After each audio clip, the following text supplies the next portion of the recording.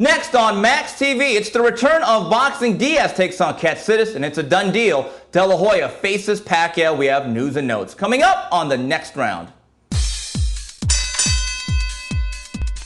And welcome to the next round. Steve Kim, joined as always by the editor-in-chief of Max Boxing, Doug Fisher. A special Labor Day edition of the next round. But it is boxing that gets back to work. We have a showdown in Houston on HBO's Boxing After Dark from the Toyota Center. A lightweight clash. Michael Katsidis takes on Juan Diaz. And opening up the broadcast, junior lightweight battle, Rocky Juarez takes on veteran Jorge Barrios. Doug, it's not often that you see an HBO matchup which is so heavily anticipated, where both men are coming off of losses. And guess what, Doug? I don't give a damn. Yeah, it doesn't matter. You know, when those two fighters are world class, when they are all action fighters, when they seldom disappoint, when they basically guarantee a compelling, entertaining fight, who cares if they've suffered their first losses? And you have to also look at who did they lose to. Juan Diaz lost to Nate Campbell. No shame in there.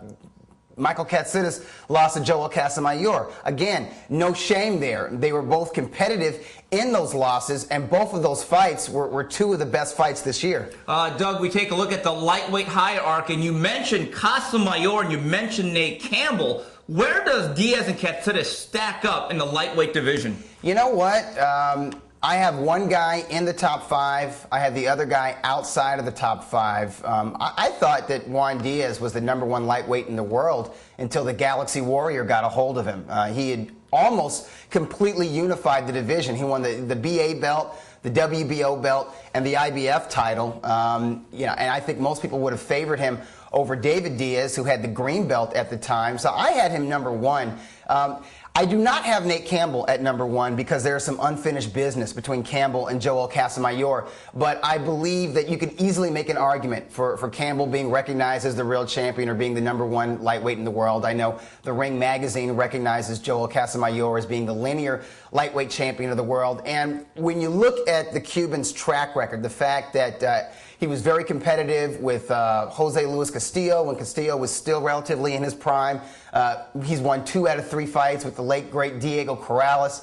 He's fought so many quality, undefeated young up-and-comers in the lightweight division, from Kid Diamond to most recently Michael Katsidis. I'm going to give him the benefit of the doubt, even though I thought he lost against Jose Armando Santa Cruz last November, Steve. #1. I have Joel Casamayor. #2, a very close second, I have Nate Campbell. #3, I have Manny Pacquiao. He's only had 1 fight at lightweight, but he looked spectacular in dismantling David Diaz earlier this year. #4, I have Juan Diaz, the baby bull. He's definitely still a big player in the 135-pound division. And #5, maybe the uncrowned linear lightweight lightweight champion of the world, Jose Armando Santa Cruz. I would probably rate him a little bit higher, but he's been so inactive since that fight that he had with Casamayor last November. In the lower top 10, I have guys like Michael Katsidis. I have Julio Diaz. I have a young up-and-comer in Anthony Peterson. There are just a lot of terrific fighters in a very deep division at 135 pounds. And I think it says something that Katsidis and Diaz are not champions right now. They're not fighting for a world title, but they are a main event that the boxing world is excited to see, and they're just contenders. Doug, if there's a fight that could challenge Cotto Margarito and Vasquez Marquez III for Fight of the Year honors, it has to be Diaz-Katsidis. They may not be the 2 best lightweights in the world, but in a very deep division, Doug, it is my opinion, you couldn't ask for a better style. These guys are going to be there, they're not going to be hard to find, and the leather is going to fly. Doug, this is one of those peanut butter and jelly matchups. They go great together. Yeah, and I think part of the reason that they match up so well is that they have limitations. Yeah. Now, Katsidis can be outboxed.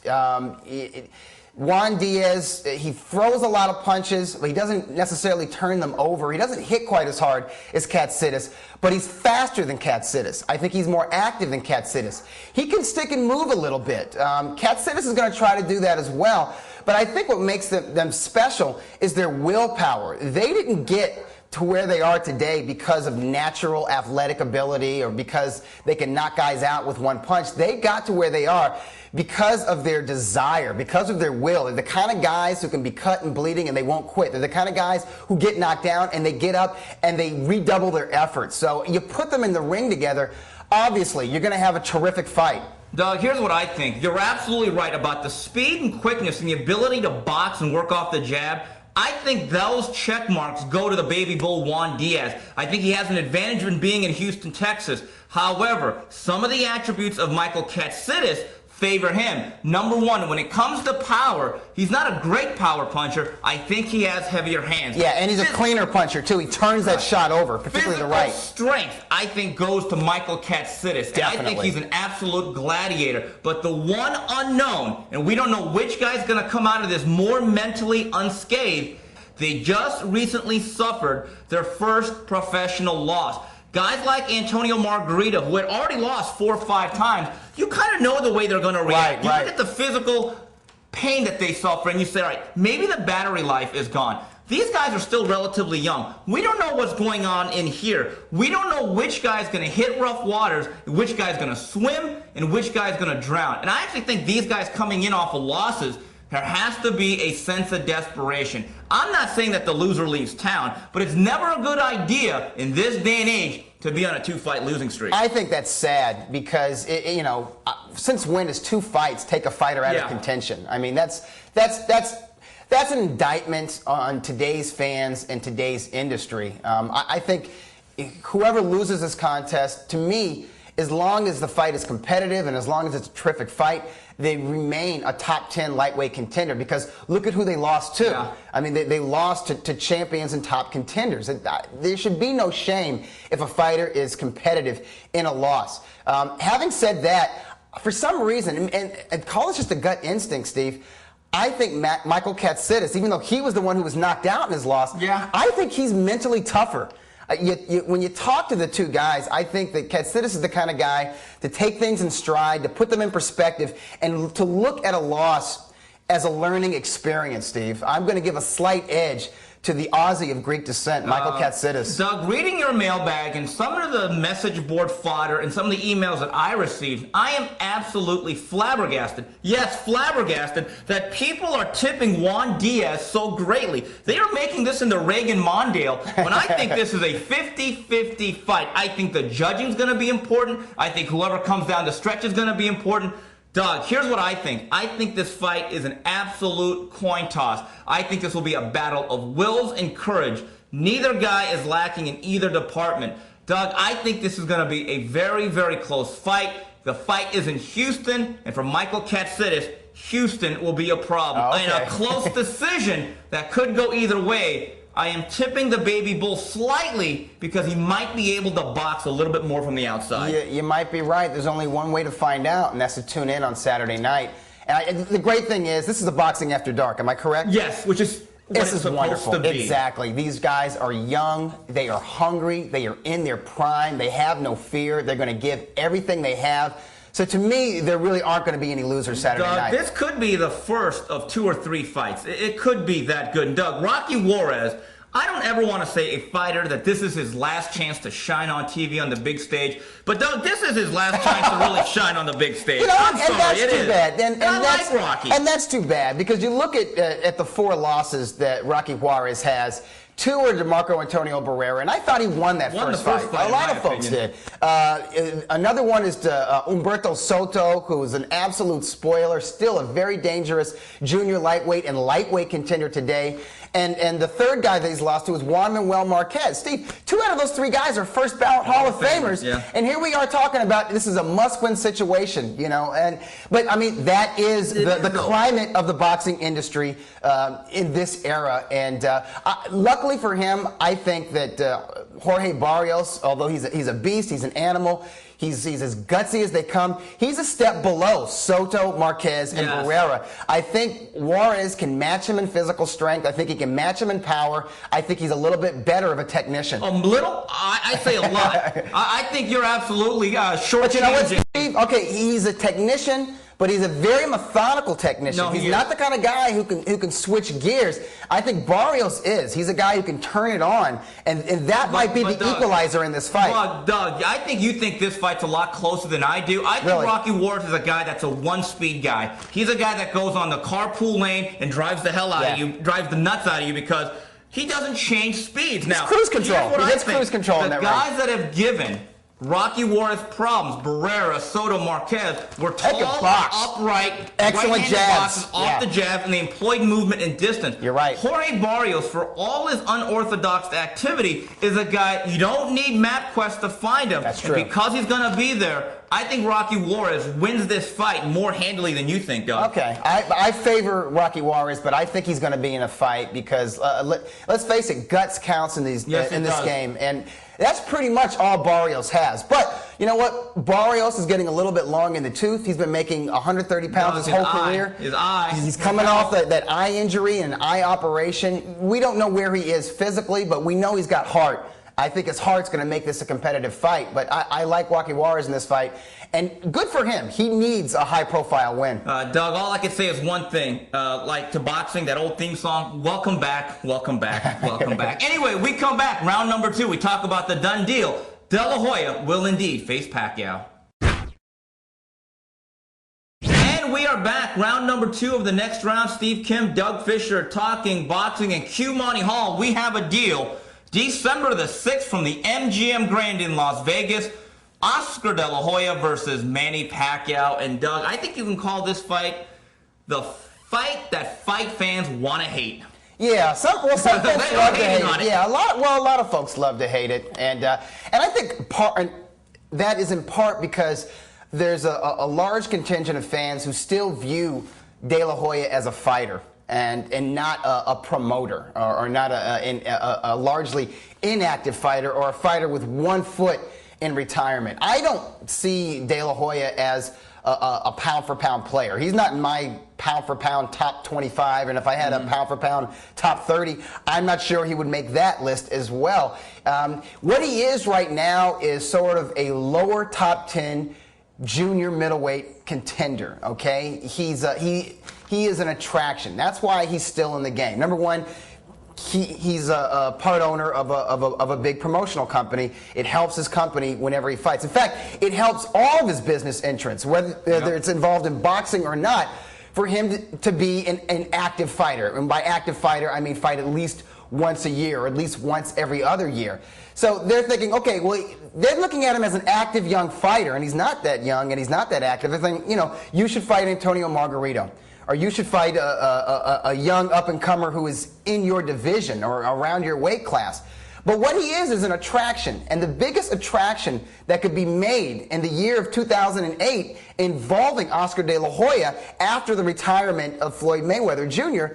was a fight with Manny Pacquiao. There is no other active fighter today that could make for an international event. Would you agree with me on that? Absolutely, and Doug, there's no doubt, in my opinion, some of this is just De La Hoya backlash, and much of it is deserved. However, in this case, I would much rather see this fight. You can call it a circus, you can call it a freak show, you can even call it a mismatch. And I may be completely misguided, and I may be 1,001% wrong on the competitive nature of this fight. But I would rather see De La Hoya against Pacquiao than De La Hoya Mora or De La Hoya Mayweather 2. Yeah, I agree with that. As much as I like Sergio Mora, and I think there are, you know, other worthy contenders out there. I mean, obviously, Antonio Margarito should be the choice for Oscar De La Hoya if this was just a sport. If he was, you know, if I looked at Oscar De La Hoya as an active competitor in this game, and I haven't looked at him that way in many years, Steve. I mean, I got to be honest, this is just my own personal opinion, and I could be totally wrong, because who knows what's going on in a fighter's head. To me, Oscar De La Hoya has not had his body and soul into the sport of boxing since the rematch with Shane Mosley. That was back in like late 2003. I think that was the last fight, last mega fight, where he really came wanting to win, where the victory was something special, where it wasn't about making money and about putting on a huge event, where he wanted to win, he didn't get the victory, he thought he won. I think it hurt him, and I think from that point on, Steve, the fights that he chose were just events. It was just about business. I mean, Doug, sure, if he won, he was happy, but if he lost to a Bernard Hopkins or to a Floyd Mayweather, so what? He still made money, and as long as the event itself was huge, and both those events were huge, he was satisfied. Doug, as Kreskin Kim predicted a couple of weeks ago, December 6th will not be the last outing of Oscar De La Hoya as a prize fighter. They pretty much insinuated that and confirmed that in the conference call last week, announcing this fight. Doug, you say it's about events. I say it's also about events and business leverage. As long as De La Hoya, the prize fighter, is active, and they could take the May 5th date. They could take the second and third weekend of September for their pay-per-view date as a company and leverage against a certain network. I think Oscar De La Hoya will continue to fight. I never really believed for 1 second that this would be the last date. And Doug, if they But Steve, I have a question though, and I agree with you. I think Pacquiao is live. I consider him an underdog because he's so unproven in weight classes higher than 135 pounds. That's exactly right. I think a lot of people still aren't seeing the real De La Hoya. I mean, you know, yeah, he was, I guess, competitive with Floyd Mayweather. But you know what? If De La Hoya was really a top junior middleweight contender of today, and he still had the speed and reflexes from 7 or 8 years ago, I think he would have got Mayweather out of there. The fact that Mayweather was able to come on late in that fight throwing what seemed to be 8 or 9 punches around, that told you something. And if that didn't tell you something, the 12 rounds with Stevie Forbes should have told you something, where he was boxing to character. He was boxing like the young De La Hoya, but he looked like an old De La Hoya. He looked all 35 of his years against Stevie Forbes. And I thought he won all 12 of those rounds. But what was painfully obvious was that the reflexes simply were not there. Now, I'm not going to say like Freddie Roach that he can't pull the trigger. He can pull the trigger, but there is a slight delay. And Manny Pacquiao is absolutely at his athletic prime. He is at his peak in terms of speed, reflexes, and ring generalship. Pacquiao is not a one-arm bandit who jumps into punches like he did 4 or 5 years ago. This guy is a complete fighter who can box and he can swarm when he wants to. I think this is a live fight. And my question to you is, if De La Hoya loses to Pacquiao, can he continue to command the spotlight in the sport and have that leverage with a certain network? If he loses this fight, the bandwagon will be more empty than a Montreal Expos game from 2002. There's going to be a lot of room to stretch out your legs and lay down. It'll be Richard Schaefer, Eric Gomez, and Oscar on the bandwagon, and maybe Ross Greenberg of HBO Sports, but nobody else. Because there's already a backlash and a belief that people want De La Hoya gone because he's that proverbial logjam that I talk about, that 18-wheeler in the middle of the highway that clogs up that freeway in rush hour. You need to have some movement. You need to have some singular focus where fighters are fighting each other as an ecosystem, and that has come to a halt with Oscar De La Hoya. Now, you say that you're not going to agree with Freddie Roach and say that he can't pull the trigger. Doug, I'll say it, though. When I was watching Forbes De La Hoya ringside from the Home Depot Center, I said to myself, you know what? I thought the De La Hoya-Pacquiao fight, when it was first discussed by the likes of Larry Merchant and Dan Rayfield, I thought it was a travesty, a sham, and a mockery. A travesty-mockery, as they used to say. But halfway through that fight, I said to myself, why not? Why not? Forbes is a former junior lightweight who couldn't punch at 130 pounds. And he was fighting at what, 150? Yeah. And then what did De La Hoya's face look like after those 12 rounds? Very, very marked up. And Doug, like he stuck his face in a hornet's nest. Here's another factor, the weight. And talking to Freddie Roach last week, they plan to come in right at junior welterweight. Okay, so they're not going to come out of character. I think the bigger factor to me is that De La Hoya has not made 47 since 2001. He really did not make the weight against Steve Forbes. No, he didn't. There was a little bit of hanky-panky going on with Golden Boy and the California State Athletic Commission. It'll be very interesting to see if De La Hoya just says, you know what, I'm going to give up this penalty money and come in at 150. That's a lot of money. How much is it per pound? Like $1 million or so or something? I think it's more than that. I think it's like a couple mil every pound. But again, weigh the cost of losing the fight or winning the fight at any weight. Well, it's like his future in the sport. And I agree with you. I think this is a fight that De La Hoya cannot afford to lose. And in fact, I don't think he can afford to win or struggle and win. If you struggle against a former flyweight, most people are going to come to the conclusion that you are finished as an elite fighter. And Doug, after what we just said as we wrap it up, and people are going to listen to us, let the hate email begin. And again, DougieFisher@yahoo.com. So anyway, they know the email address. Believe me. When we come back, we wrap it up with news and notes.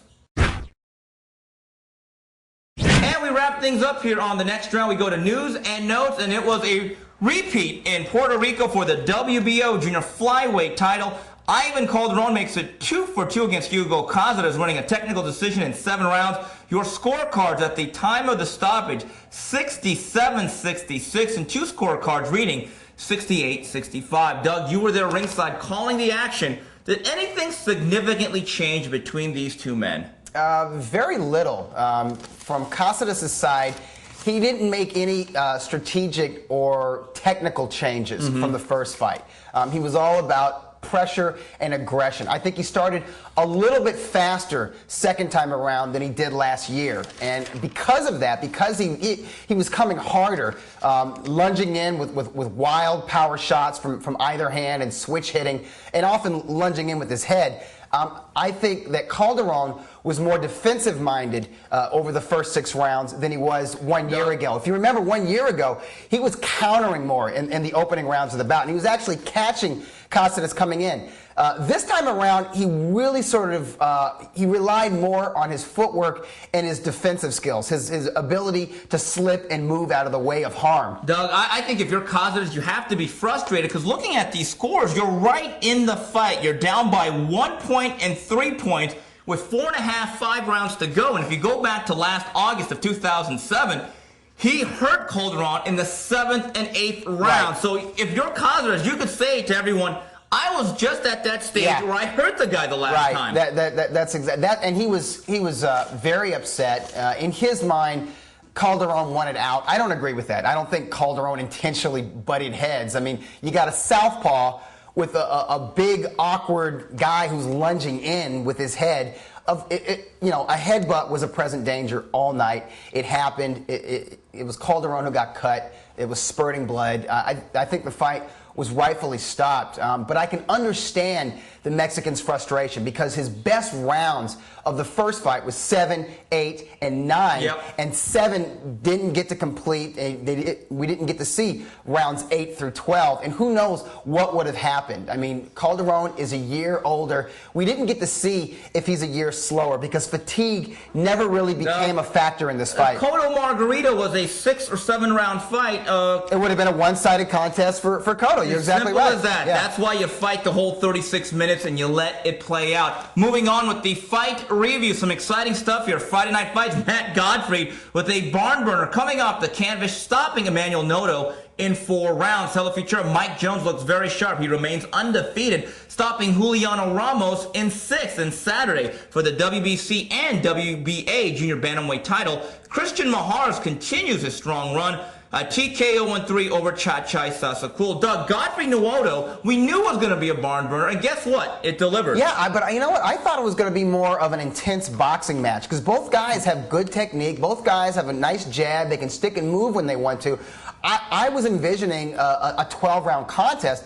I didn't think they would get right into it. And I think what sort of added to the edge of this fight was the difficulty that Godfrey had with the height and the reach of Nuoto, and maybe there were some confidence issues coming off that loss that he had in Germany in his very last fight.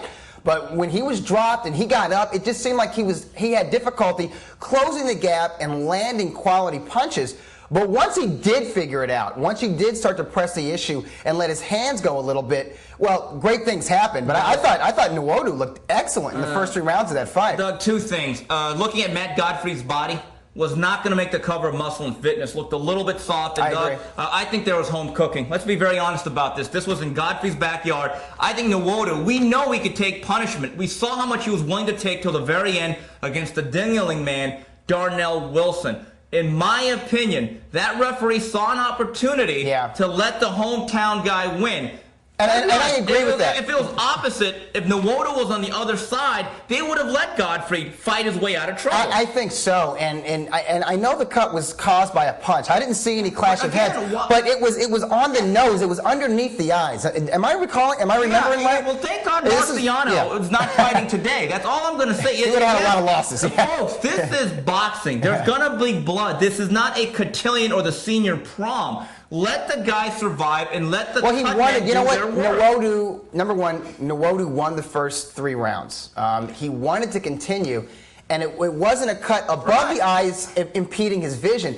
It was a bad cut on the bridge of the nose, which means it was coming down over his mouth. That's not going to keep him from defending himself or landing punches. It would have been nice to see what his cut man, what his corner could have done with that cut. I don't even think people should bring cut men anymore. If they're not allowed to do their jobs in stressful situations, just leave them at home and let fighters save their money. Doug, Mike Jones looks very sharp. Let me tell you something. I don't know if he's been tested yet defensively. His beard may be questionable. We don't know. But let me tell you something. This is a good-looking prospect on the fast track. He's got all the tools, Steve. Yeah. He's not just a big, strong guy with speed and power.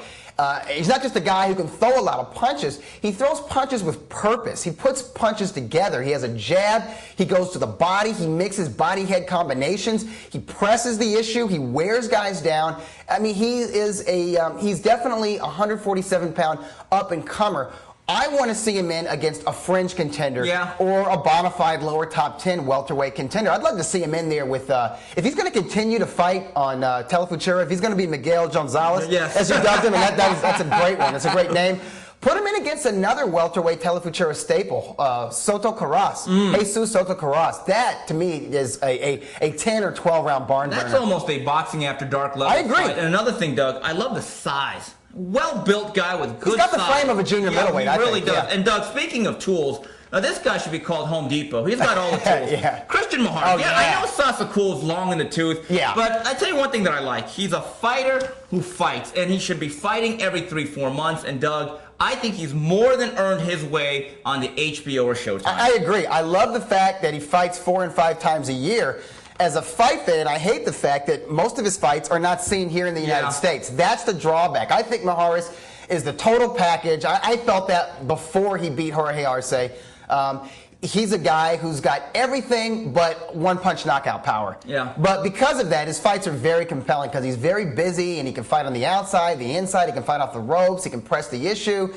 He throws beautiful combinations. I want to see him in. I mean, Sasakul, his claim to fame is he's the guy that Manny Pacquiao beat to win the flyweight title 10 years ago. The Thai guy has stayed active in his native Thailand, but he hasn't beaten anybody of note since then. Christian Maharis, Fernando Montiel. There's the fight right there. One of the top 10 fights you can make in all of boxing. Hey, I'll tell you what, the winner of that fight? Pound for pound. Top 5. In my book. Yes. I give the little guys credit. In my book, the winner of Fernando Montiel, Christian Maharis, top 5, pound for pound. No arguments. Wrapping this up here with the fight preview, the season-ending Friday night fights for 2008. James Kirkland takes on Ricardo Cortez.